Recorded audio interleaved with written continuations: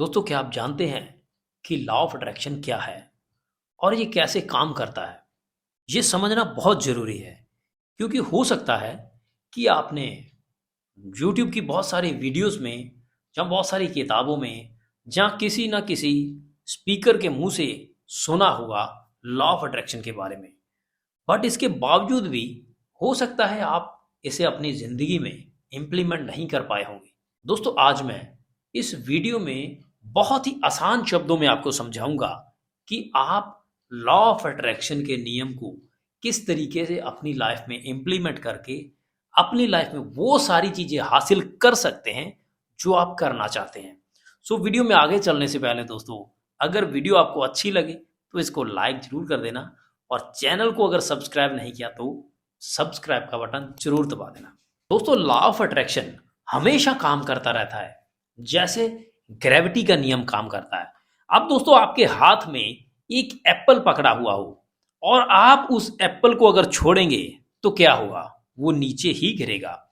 अब आप जिस जगह पर हैं उस जगह से अपनी डायरेक्शन बदल के किसी और जगह पर जाकर खड़े हो जाते हैं और वहां से एप्पल को हाथ से छोड़ेंगे तो क्या होगा? वो नीचे ही गिरेगा। दोस्तों, इस बात से फर्क नहीं पड़ता कि आप कहाँ खड़े हैं और किस जगह पर हैं। एप्पल ग्रीन कलर का है या रेड कलर का है, अगर आप उसको अपने हाथ से छोड़ेंगे तो वो नीचे ही गिरेगा। बिल्कुल इसी तरह लॉ ऑफ अट्रैक्शन का नियम भी आपकी जिंदगी में काम करता रहता है, भले ही आप इसे समझें या ना समझें।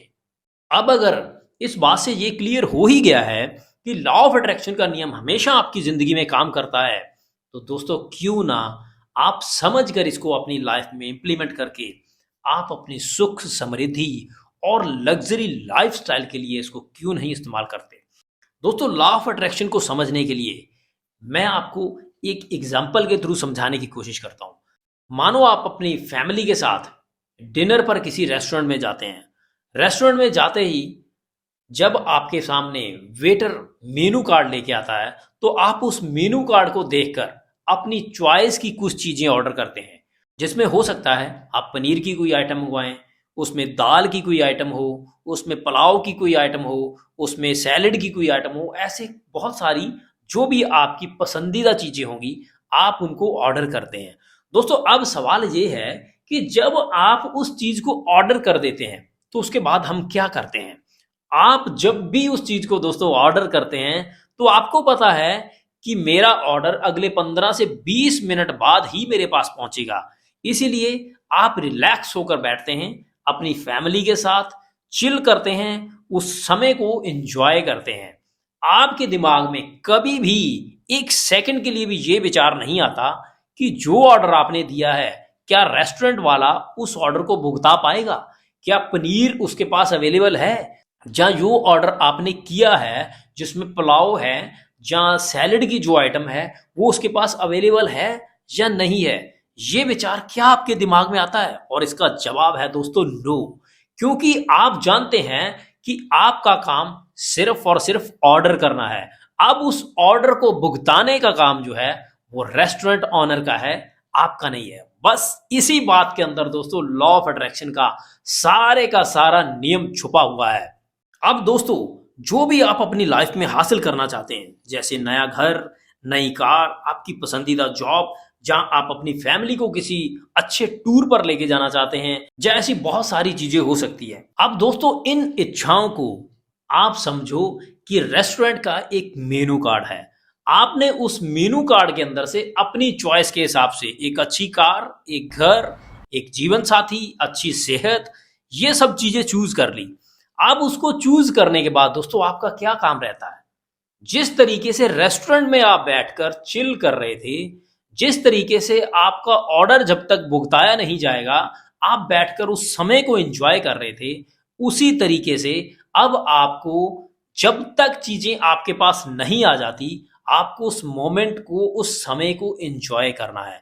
आपके दिमाग में ये कभी भी नहीं चलना चाहिए कि जो चीजें आपने सृष्टि से, जहां ये कहा जाए आपके परम पिता परमात्मा भगवान से मांगी है, वो आपको नहीं देगा। दोस्तों, अब समझने वाली बात ये है, जिस रेस्टोरेंट में आप बैठे हैं हो सकता है कि उस रेस्टोरेंट का ऑनर आपको जानता भी नहीं होगा, बट जब आप ऑर्डर देते हैं तो वो ऑर्डर भुगताया जाता है।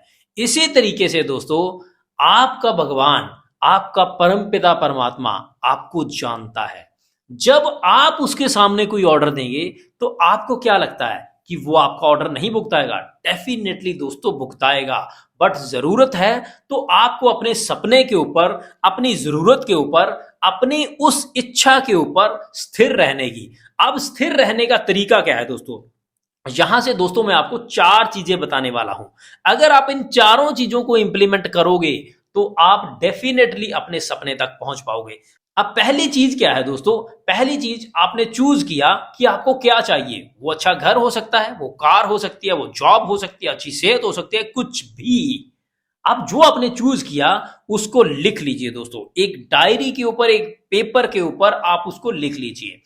अब दूसरी चीज है दोस्तों, जो चीज आपने लिखी है उसकी पिक्चर्स आपको कलेक्ट करनी है। अगर आप चाहते हैं कि आपको एक अच्छी कार चाहिए, वो आपके ड्रीम के हिसाब से, आपकी इच्छा के हिसाब से कुछ भी हो सकती है। आप अपनी उस इच्छा को आप पिक्चर के रूप में लेके आइए।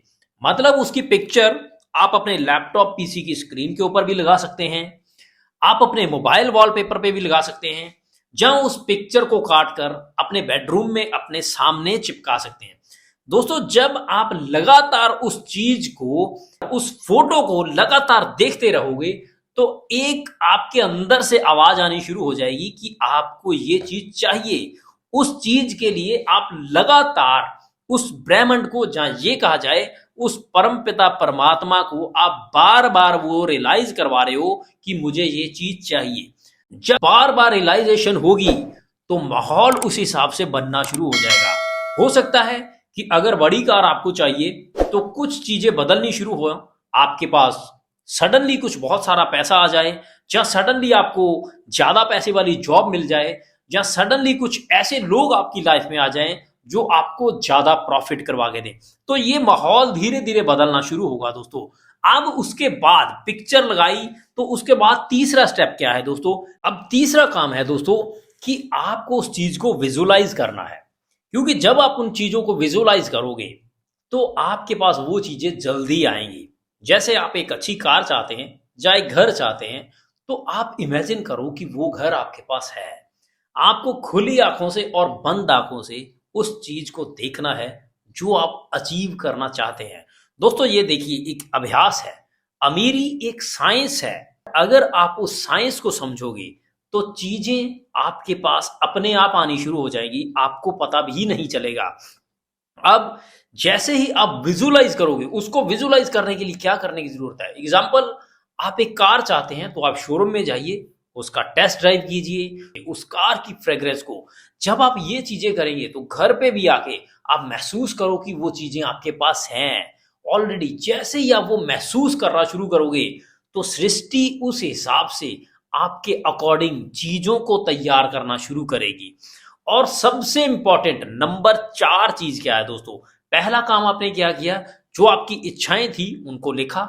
दूसरा काम आपने क्या किया कि उसको पिक्चराइजेशन किया। और तीसरा काम आपने किया विजुअलाइजेशन।